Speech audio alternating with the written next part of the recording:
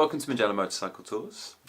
This is going to be one of a little section of videos that we're going to be doing to help you guys get prepped before the trips.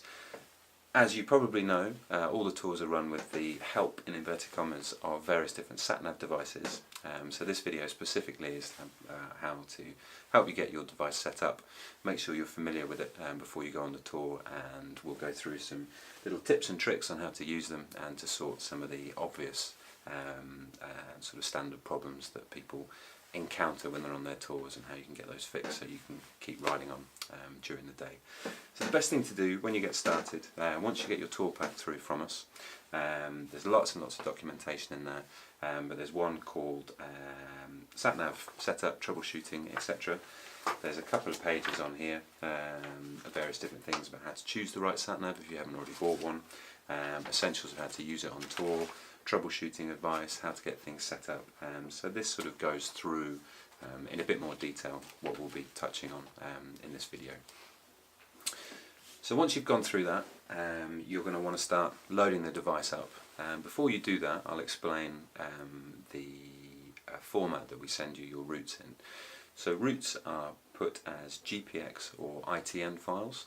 These are tiny little files that we send to you on Dropbox, and you just transfer those over onto your device. But the actual files themselves, a lot of people think that they are routes. They're not. Actually, that's a common misconception. The files are actually just a very small text list of the latitude and longitude points of the stops that we use on each day. That's the only information that's in them. Then when you transfer those files onto your TomTom or Garmin or phone or any other unit that you use, it's actually the unit itself that calculates the route for you in between each of the stops. So what we do when we design these trips is we choose the stops along the route so that over the wide breadth of different sat navs that everybody uses, they will calculate the closest approximation for everybody.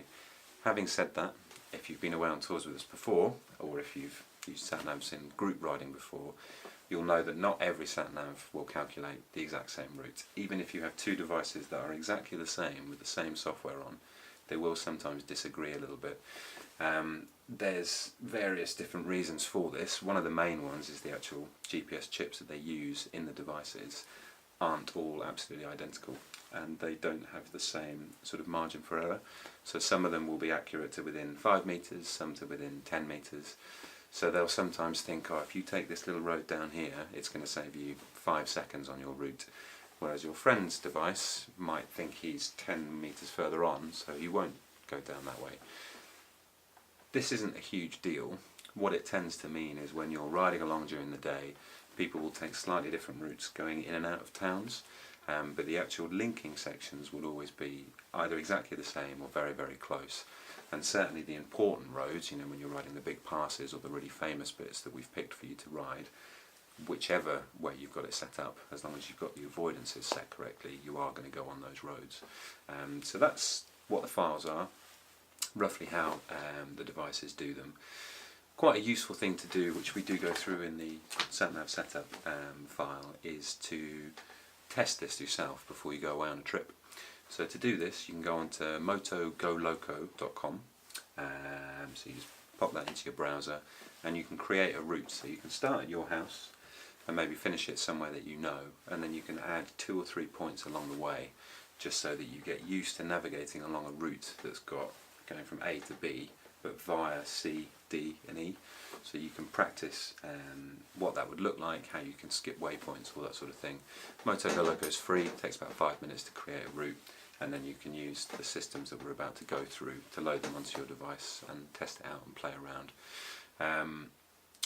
The sat navs that come away with us, you know, we have hundreds of people come away every year. Everybody has some sort of small issue when you're away on a tour. That's totally normal. The guides are used to this. We are sort of you know, black ops sat nav experts and can fix pretty much everything. But it's worth sort of trying to get to grips with your own unit before you come away as well. A useful backup to have if you've got a smartphone is an app called maps.me. It's a free app, or it might be 50p, and you can download the country that you're going to. So that means if Worst case scenario, your sat nav dies, or you drop it, or it falls off the bike, or you leave it in the previous hotel, and you are actually lost. In the tour pack we do tell you to take maps, but let's say you've lost your maps as well. If you've got this little app on your phone, you can just type in the name of the hotel and it will route you straight there. Obviously you can always call the guide and we'll come and get you, but it's quite a nice little useful sort of backup to have Maps.me on there as well. So that's the sort of the intro to it, and now we'll go on and we'll talk about actual devices a little bit more specifically. Just before we do that, I'll quickly run through a little bit about our tour packs. So the tour packs that you get, you go through all the different days, you'll have a bit of information about the hotel you go to each day, some stuff about what your riding route's like, and then we detail all of the stops that you're doing. So each one of these corresponds to a stop on your route. Now we have the addresses on there, but most importantly we have the latitude and longitude coordinates of every single stop that we go to. Now while loading routes up onto your sat nav feels like the easiest way of doing it, you can have problems with them. Sometimes they don't work. Always the best way to do it, if you do get stuck, or even if you just want to do this from the off, this is how I do it, is you just get to your first stop, and then when you get back on the bike you type in the 12-digit code into your latitude and longitude, and then that will just take you from your first coffee stop to lunch, just as a single element of the route. And then when you get off at lunch, you just then pop the next one in. It takes 10 seconds each time. It means you will never have an issue of accidentally going to the wrong route. You're not going to have problems with the maps, all that sort of stuff. So because you'll have your tour pack with you, you can always go back in and use these latitude and longitudes. But yeah, as I said, now we'll go on and we'll talk about individual devices in a little bit more detail. Right, so we're going to do a little bit now about the TomTom devices. We've got a new TomTom Rider 400 here. These are the same as all the new TomTom models. The older ones are bizarrely actually easier to use. So we provide two different types of files in the tour packs. We provide a GPX file, which is for Garmin's and all other devices, and we provide an ITN file, and these are TomTom specific files. It's TomTom's own sort of file type, and they are the ones that you want to use if you possibly can. The older TomTom models are very easy. You just drag and drop your ITM file into it, or you can plug it into the computer and use the TomTom software. They've changed the type of software names. They've had a couple of different ones. They've had their TomTom Home, they've got Tyre Pro, TomTom MyDrive, TomTom Connect, so there'll be a different type of software depending on the model that you've got. But the older ones, as I said, they'll let you import the ITM file, and then that's fine, you can go from there. The newer ones, bizarrely, don't actually allow you to import an ITM file, or certainly not very easily. They allow you to import GPX files, which are Garmin files, and that's the ones they are now trying to use. But when the new models, the 400 included, when it imports a GPX file, it will either import it as a track or a route. Now if it imports it as a track, then your computer calculates the route and it won't let you change anything. If you import it as a route, then it imports it and you can change the direction on the fly, so you can change motorway settings and stuff, but it won't show you the waypoints. So the only way to get the new TomToms to work with multi-point routing is to load a Garmin file into them, and to do that you've got to be a little bit clever with them. We're going to go into that in a second and show you how to do it. If you can't get either of these methods to work, don't worry about it. The easiest way of using it, which we've said on the other video and we probably said at the intro as well, is to type in the latitude and longitude, and we'll go through that. Well, we'll go through that now first actually. We'll go through that and show you how to do that, and then we'll show you what you could do if you want to try and get the routes loaded up. The routes loaded up. But yeah, entering latitude and longitude is always the best way of doing it, because then you can just do it stop to stop. So in your tour pack, every single day we'll have the different stops down on the page. Each one of those stops will have a distance, a time, and a latitude and longitude coordinate. So the easiest way of doing it is when you get on your bike, you look at the next stop that you're going to, you find the coordinates on the page, you click search on the new models. The older ones are a little bit different, but the principle's the same if you just look in the manual about how to enter latitude and longitude. But the new ones, you press search, then you press whole map, you scroll down to the bottom and click latitude and longitude. And then you just type in the code with the right dots and spacing. It'll find it on the map, you click route, and then off you go. So that's how you enter your latitude and longitudes. So you scroll across and then you'll get to the settings icon. So you go into settings and you want to go to route planning. Now these are a little bit different to the Garmin's. On a Garmin you have to tell it that you want to go the fastest route and then you have motorways on or off. On this one you always want to have it set so ask me so I can choose on the first section, which is called the when a faster route is available, and then on the second section where it says always plan this type of route, you want it to always plan a route avoiding motorways, and that's it. They're your route settings.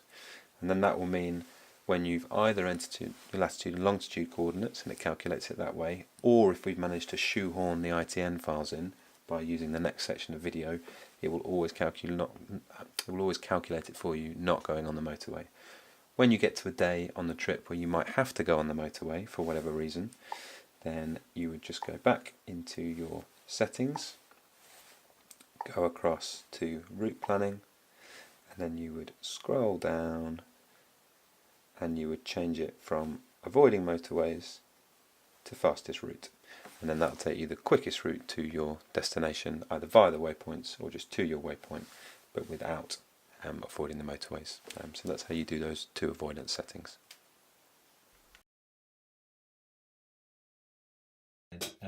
The older devices, you should be able to import an ITM file very straightforwardly. You just plug it in, it will pop up as a little external hard drive on a Mac, sort of somewhere around here, or on a PC. It will just pop up like a thumb drive, and you just drag the ITN file in, drop it onto the device in the route menu, and then when you turn it on, it will ask you if you want to import a route.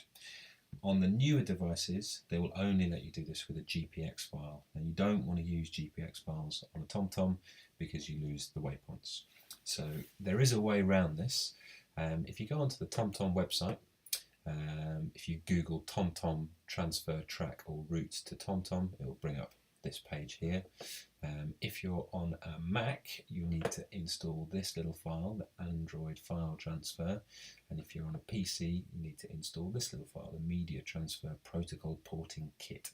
These are basically just two little bits of software that allow you to see the inside of the device and copy something over. Why they make it this difficult is anybody's guess. So we're on a Mac, so we're going to use the file transfer, but the system is basically the same no matter which device you do. So we've got our device here, we plug it in, and it will pop up on the screen. Please open or install MyDrive Connect for your computer, which you don't want to be doing. So there's a button called Import Routes on the actual sat nav. You press Import Routes. Now it says use your computer's file browser to copy routes onto your device. Now this has immediately popped up on here with the Android file transfer protocol piece of software, and that has come up with a place where you can just drag and drop your route into. We've actually already got one in there, so we'll delete it. No, we can't undo it. And so this is what would happen if you hadn't put a route in. It will come up empty, you get your ITN file and you just drop it in and then it's copied. That's all then done. You can then press done on your device and you'll come up with this screen here. It will then pop up and say select a route to import. So you select the ITN files that you've sorted, you press import, it will quickly import them and calculate it, say that it's worked. So you go into My Routes, you go down to the route that you want to use, test route, and that will just bring it up on the screen as the route that you're doing. It will calculate, telling you either it's avoiding motorways or going on the motorway or whichever setting you've got. You can see then along the route where the stops are, so you've got 1, 2, 3 stops along the way, and you can choose which one of those you want to go to. You can see an approximation of what the route looks like. This looks a little bit messy because we've got points of interest selected, but normally you wouldn't see these extra blue ones, you just see your start coffee, lunch, coffee, and then the end. And then when you're ready to go, you can just click ride. And when you click ride, it will calculate, work out where you are, and then that will start your day off for you with turn-by-turn directions. Just start riding at that point. You click let's ride, and that will just go. Or you can select an individual point to go to next, so you can press that, which is your coffee stop, and you can either start the route from there, or you could delete that stop if you wanted to skip it. There's various ways that you can play around and modify the route a little bit when you're going along. You can't start the route from separate points, so if you start later on during the day, something's happened with the device and you try and reload the route, it might tick off the previous waypoints, but if it doesn't, again, go back to the tried and tested method of putting the latitude and longitudes in. And the other useful little thing you can do is you can scroll along and go to, change route type. This is a way of changing your avoidances on the fly. It's just another way of getting to the same menu, but for some reason there's two different types. So you can have it on avoid motorways, which is what you would normally want, but then you could just change it to fastest route, or you could go back to avoid motorways. A common problem on all sat nav units is you've got motorways set to avoid, and then for some reason during the day you end up on a motorway, or it's taken you on a motorway. That just means the unit's got confused. So if you go into that menu there and then you turn motorways on and then go back to the map, nothing will change. And then if you turn them back off, it will then force it to recalculate and make sure that you go off the motorway itself. And then the final little thing that you can do with these, which is quite useful, is in this screen when you can see all the routing section. Again, it will look a lot less messy on yours because you won't have all these extra little ones. You'll just have coffee, lunch, coffee. You can touch these individual waypoints and you can change things about them.